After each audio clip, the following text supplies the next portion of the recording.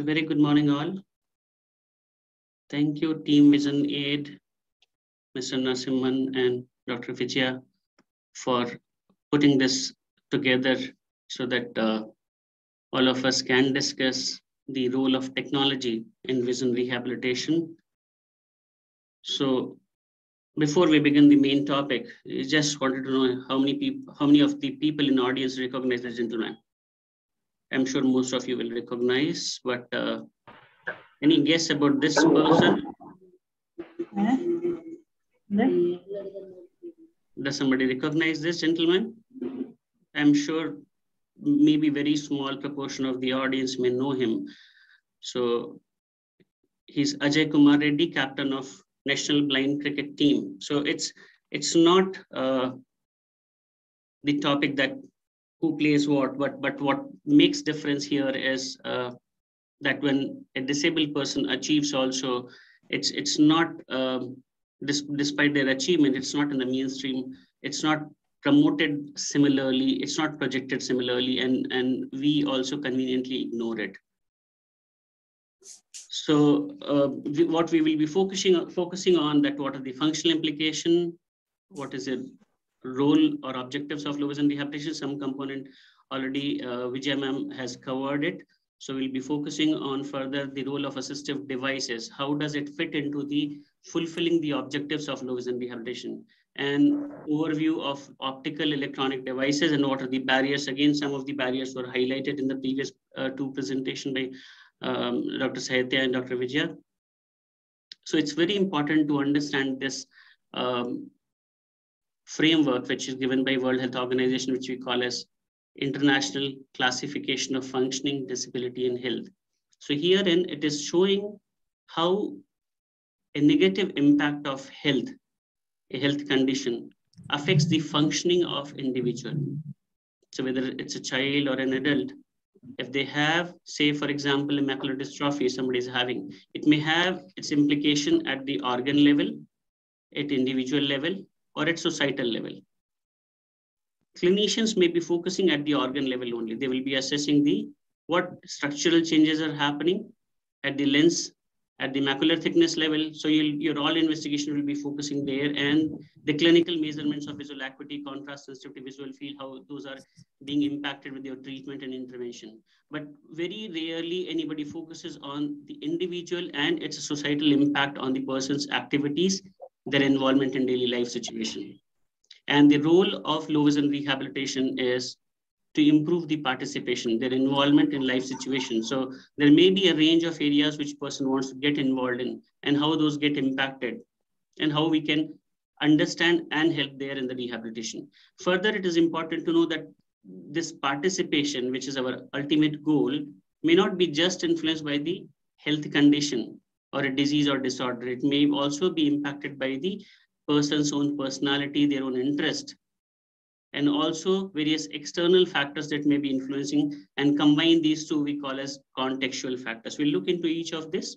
So if you look at the various domains which are there of activities and participation that can get impacted, the same happens to across any disability, even person with visual impairment may perceive it. And one of the images that you're seeing here, this animation which is shown again was drawn by Dr. Erika Tandori, who has Stargardt's disease, that how a person with visual impairment, when she wants to focus at her pet's face, it's not seen, but based on the shadow, she can make out where it is. But when she goes in the kitchen to chop vegetables, seeing all three things together in one plane, seeing the knife, seeing the tomato and all those things, it may be very hard for the person because the central scotoma comes in between and things appear and then disappears, and it may be so much challenge for them to do those simple tasks that may be much easier for you to perform. So it may be related to multiple areas that person may be facing. And if those are not identified and addressed, what may happen is it may be emotionally distressing, causing anxiety. And there is about 30% of the people are at risk of depression. So it's important to identify, address it, and that is where vision rehabilitation plays a role. And it's a process to improve and maximize the function so that a person can enjoy doing day-to-day activities independently and enjoy optimum quality of life.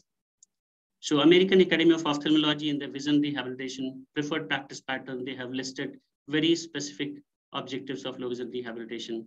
And very first one is maximizing access to printed material, because most of the people will complain about reading as a challenge. Reading print is a challenge.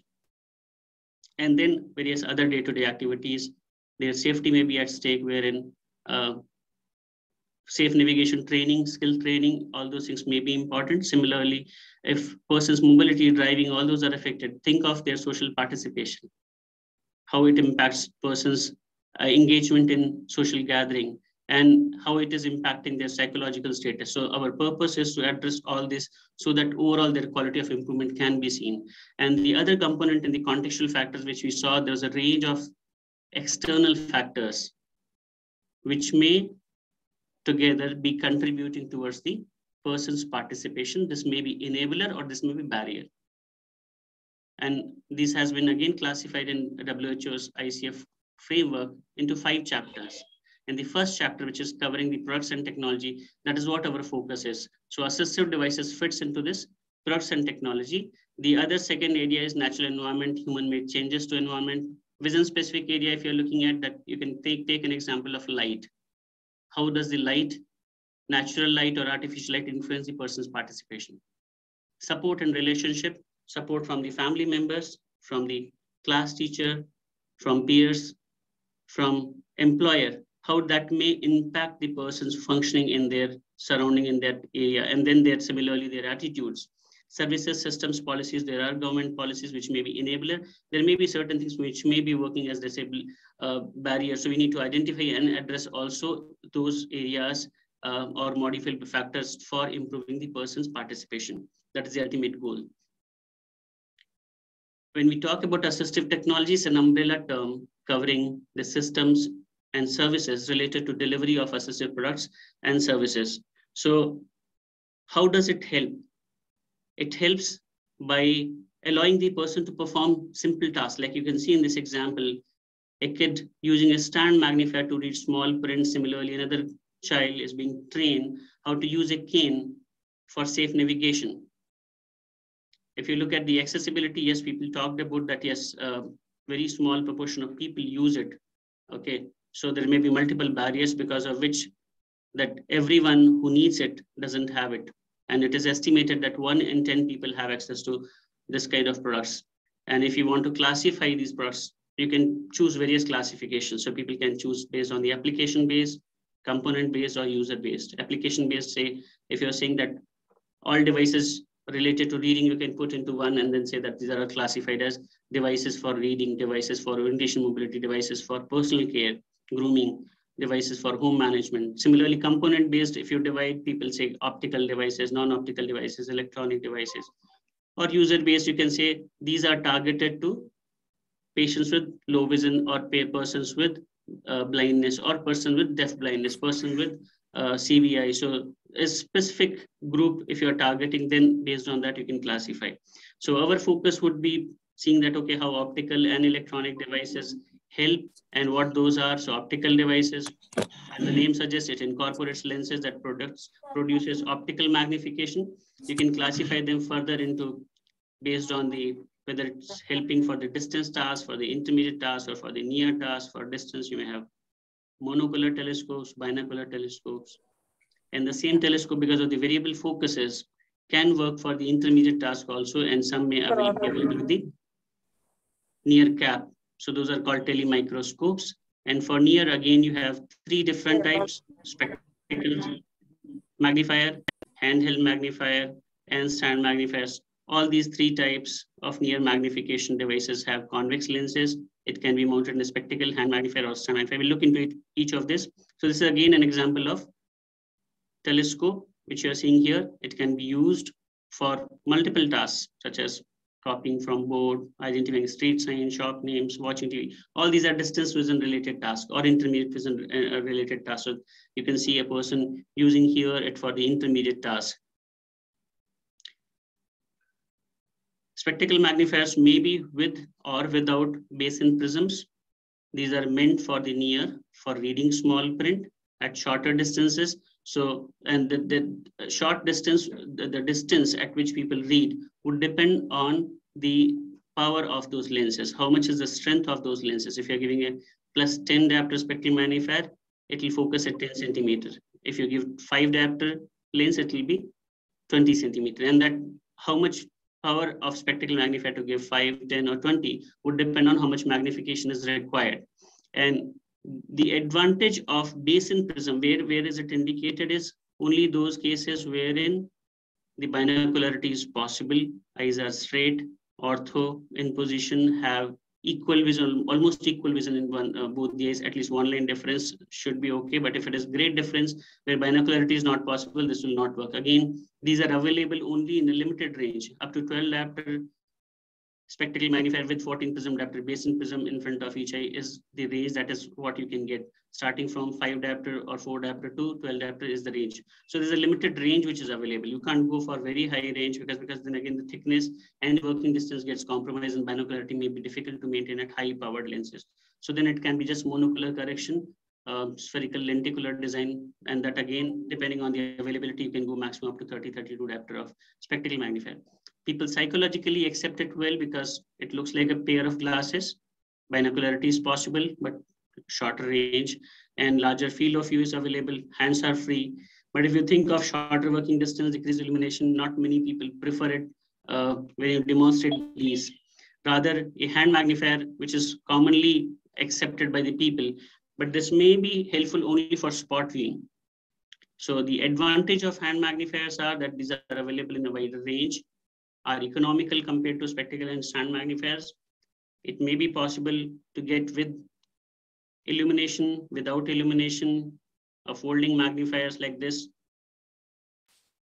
But the problem is both hands are occupied, one to hold a material, one to hold the lens, and then adjustment, all those things are required. People with the trimmers and general weakness may have difficulty to use it.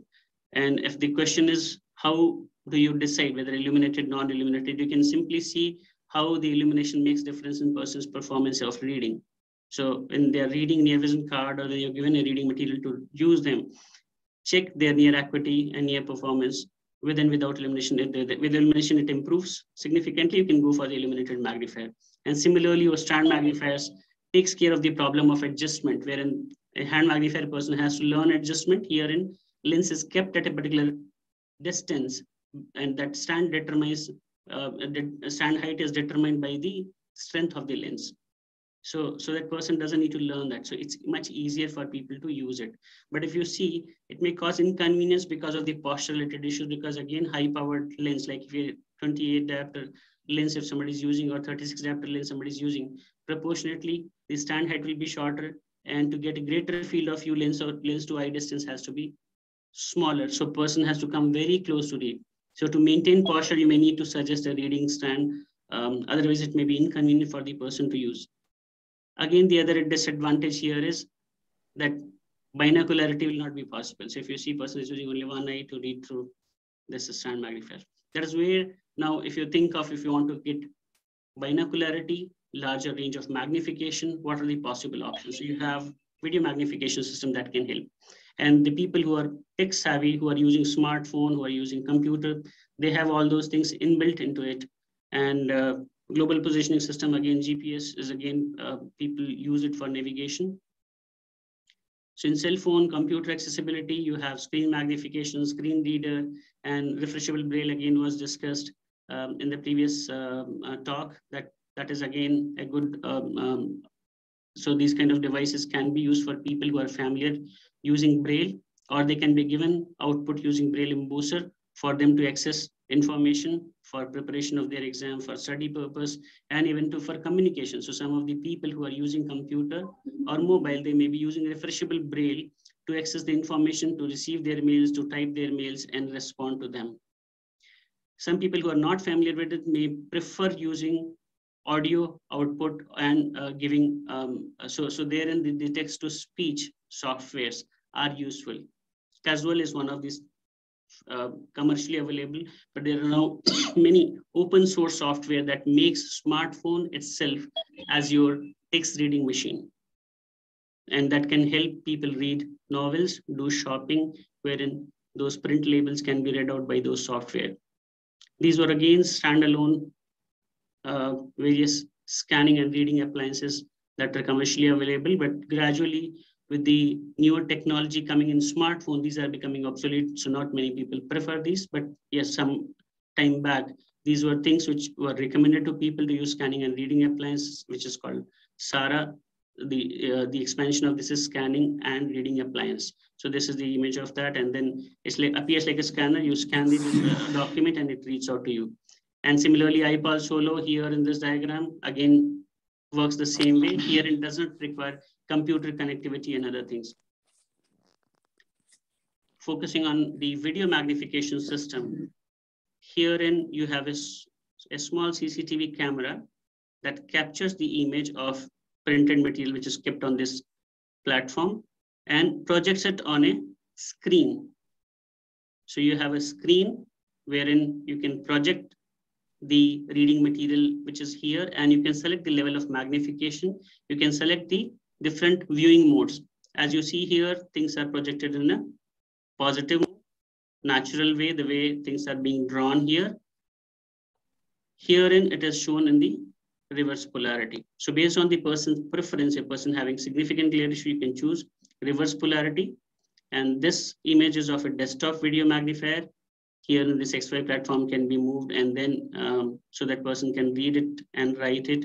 Similarly, reading, writing, and drawing diagram is possible here. You can see the camera is located here. And these are preferred by people who are engineering student usually. But considering the economic solution, now you have this mouse camera. So under this mouse model, you have a small camera that can be connected to any TV for achieving the similar magnification. So you can have magnification ranging from 20 to 40 times. Still the binocularity is possible. Normal viewing distance of 50 to 70 centimeters is possible. People can change the level of magnification based on their requirement, which is not possible with the optical devices. So this enables people with the even moderate to severe visual impairment to continue in the mainstream using these technologies, these gadgets.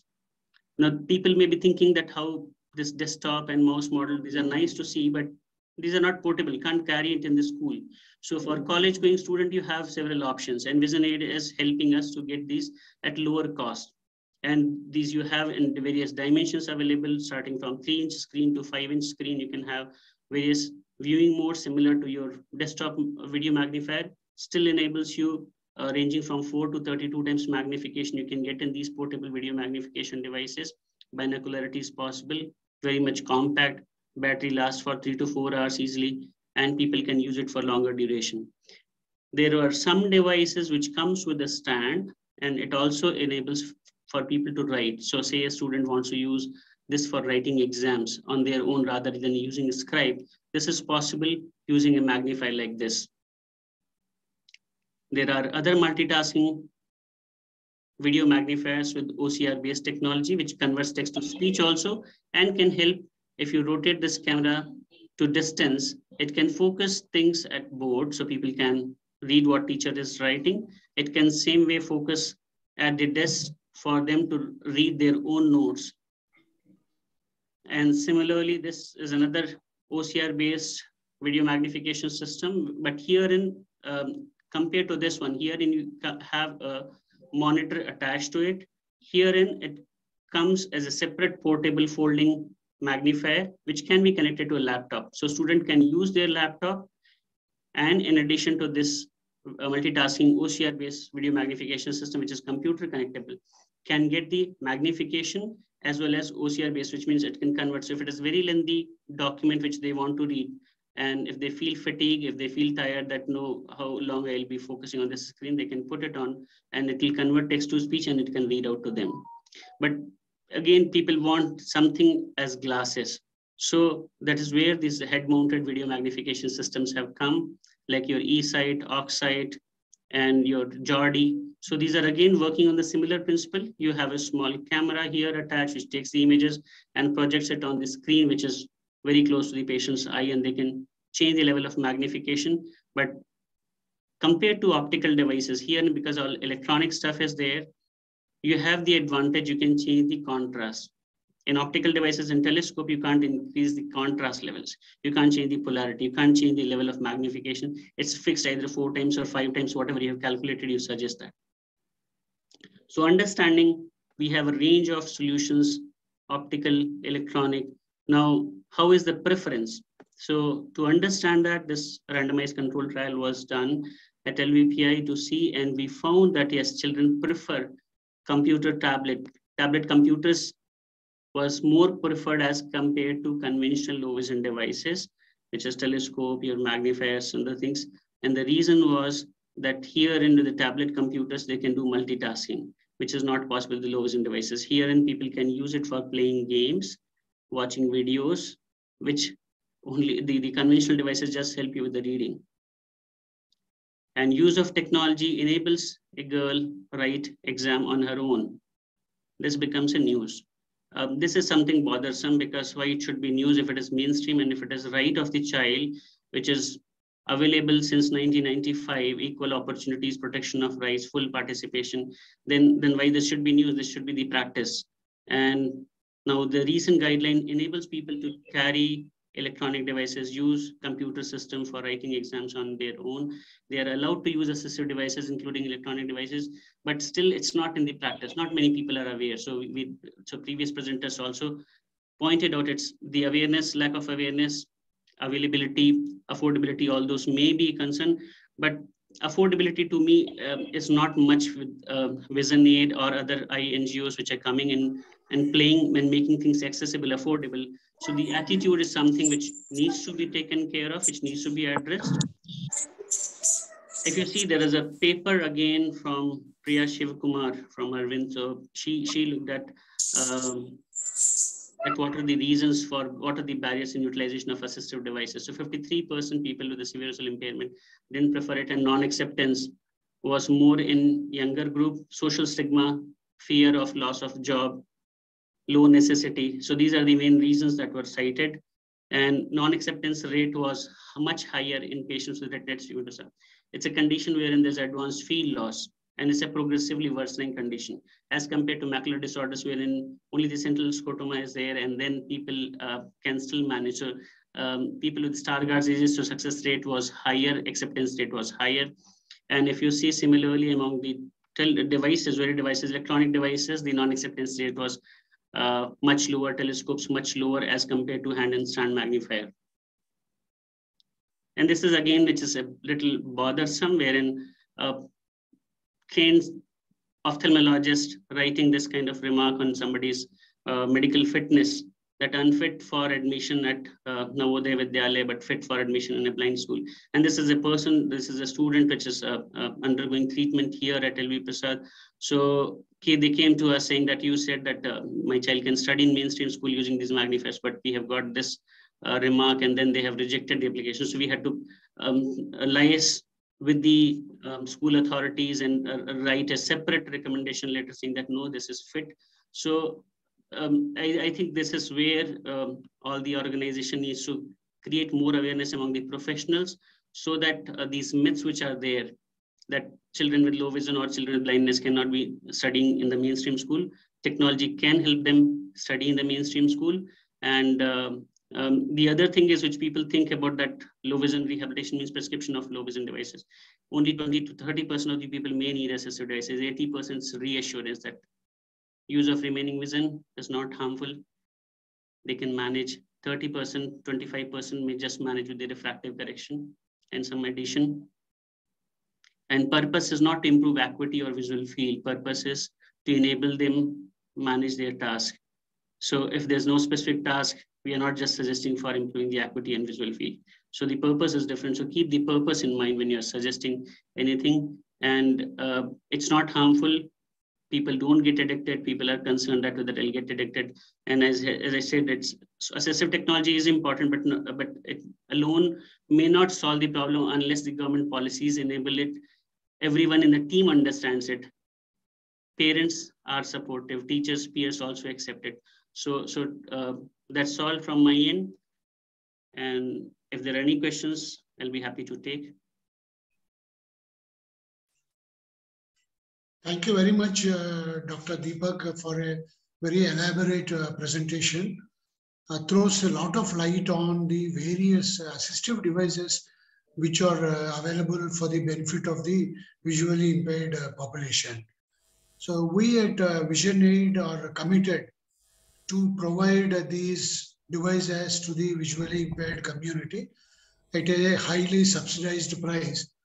And we are very, very happy to partner with you in this initiative.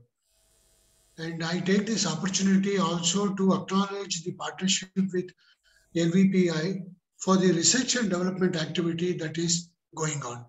Thank you very much. Thank you so much, sir. Dr. Deepak for giving us the lighting. I think all the partners in here should have appreciated the devices, what is exactly. Some of them they might be using it, some of them they might not be using it. Now this will give them an urge to find out about these devices and then get to use them. Thank you very much.